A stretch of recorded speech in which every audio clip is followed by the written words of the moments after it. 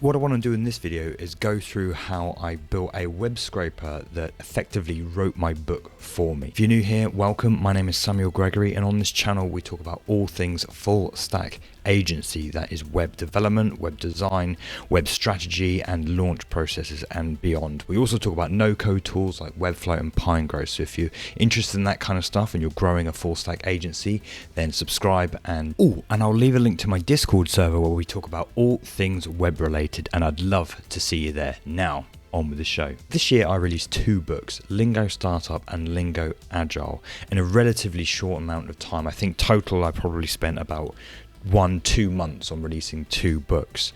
They're available on Full Stack Agency and they're downloadable for free, but in this video I kind of wanted to go through my process and now I had help with a web scraper in order to be able to write these books in such a short amount of time. And the GitHub link is in the description below, right below the like button.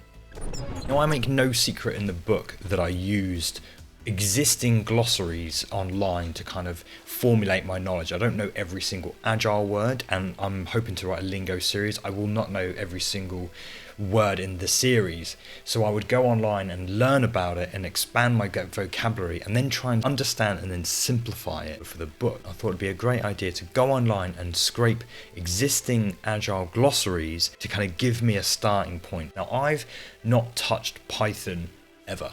This is my first time learning Python, so I just wanted to give you an idea of the level I'm coming at. So I came across this library called Beautiful Soup because I knew that I could make a request in Python, but I needed a way to traverse the DOM like you would in something like jQuery. Just as one point to make, some of the content you will be scraping may be copyrighted. Now, I can't make that decision for you or how you navigate that situation, but just be aware that you may be scraping copyrighted information, so keep that one on top of mind. So here's an example of an agile glossary on agilealliance.org, and you can see here that I've got a list of basically agile terms and their definitions. So looking at the code here, first of all I created the full URL that obviously is the URL to where the glossary is stored. Now, I've broken it up for various reasons which we'll get into, but ultimately we're left with a URL that is the full URL leading to where that glossary is. Next, I'll make a GET request, and this is a built-in Python library which I can use, and I'll make a GET request to that URL. I set a timeout in case there's a problem and I don't just keep bombarding the server. And then finally I set headers to let the server know that I'm a normal browser.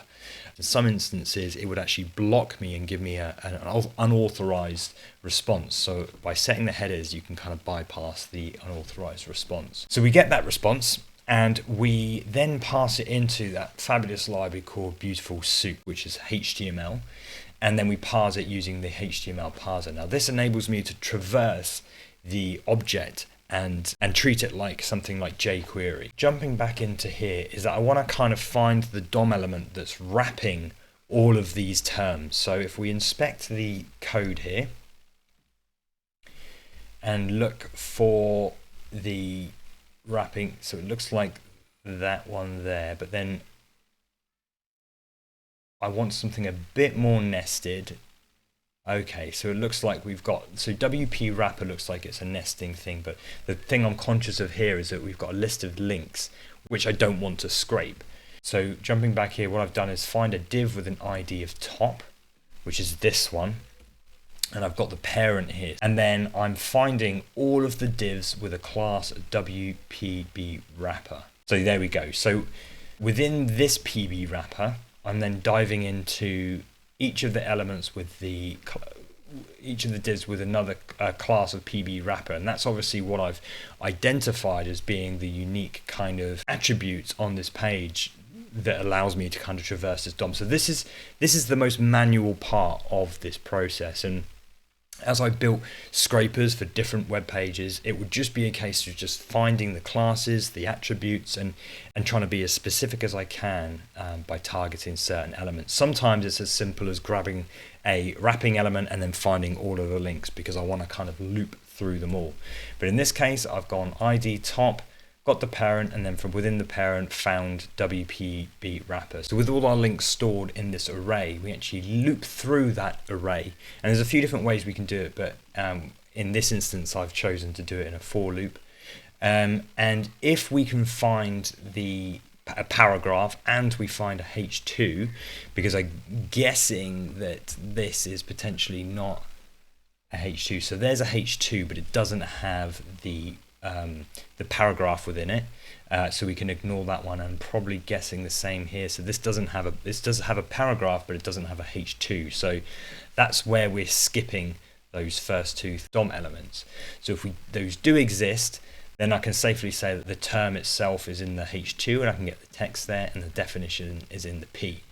If those two exist, again, just a few safety checks there, then it means we found both of those items. I store it in an object and then push that to an array. Stored in an array. If that array exists, I'm connecting through to Google Sheets here. Now this is a separate file which I've created, which essentially does everything that I need to connect with the Google spreadsheet and then get the words all right to that spreadsheet. Get all the words in the Google spreadsheet. I then I loop through each of the words in the spreadsheet and check if that word already exists. If it doesn't already exist, then I'm adding it to the spreadsheet. If it does exist to the spreadsheet, I am updating, and I'll get specific about what we update just in a moment. So if it does exist, then we're adding this term to the update. And now this is specific to Google Spreadsheets.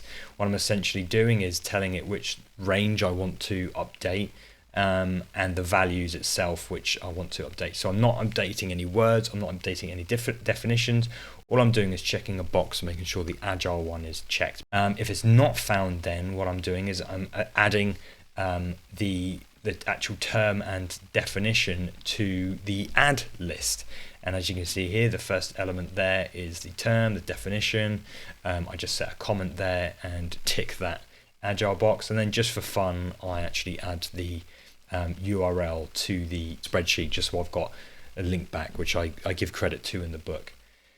So then finally, once I've gone through all of the words, then it's time to write to the Google spreadsheet, because I don't want to loop through a word and add it, because you only get a certain amount of requests to Google Sheets before it kind of rejects what it is that you want. But I'm going to comment that out because I don't want to update the spreadsheet because it's already done and I've released the book. And then it's just a simple case in VS Code to hit the run button here, which appears if you're working in Python files. And you can see it's found all of those words. It's getting all those words and then checking that some of these words already exist. So all of these words should already exist because I've already written them, except that some words are spelled differently, and I kind of needed to clean that up. So there is a manual process, and of course I wanted to write my own definitions, but this gave me a solid starting point to be able to kind of work just in the spreadsheet and update the definitions. So finally, here is an example where I needed to actually click on a link to get the definition itself. So again, if we just head on over to this URL, you can see here in this website that's just the links to the terms. So what I need to do is loop through each of those terms, click on them, and then I'll get the definition here. So looking at the code here, I'm obviously getting all of the links within the container my5 div. This is just getting the class there. Looping through all the words, getting the href of those links, and then making another response, getting the content in that response, and then doing my kind of writing of terms and definitions once I've clicked through there. And so the result of this is this spreadsheet, which as you can see, I've got all these terms, and the way I'm working through it is anything red is something I haven't rewritten the term to.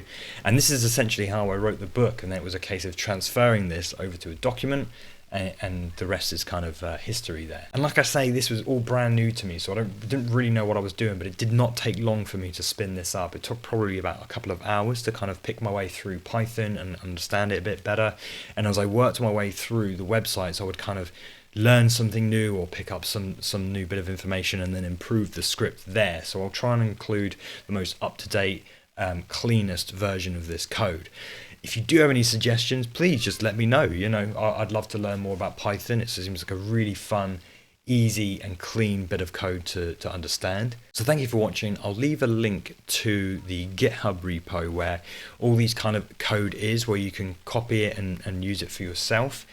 in case that's of interest to you. If you enjoyed this episode, then hit me up with a like, and if you want to see more of this kind of stuff, then make sure you subscribe. So all that's left to say is thank you for tuning in, and I'll see you next time.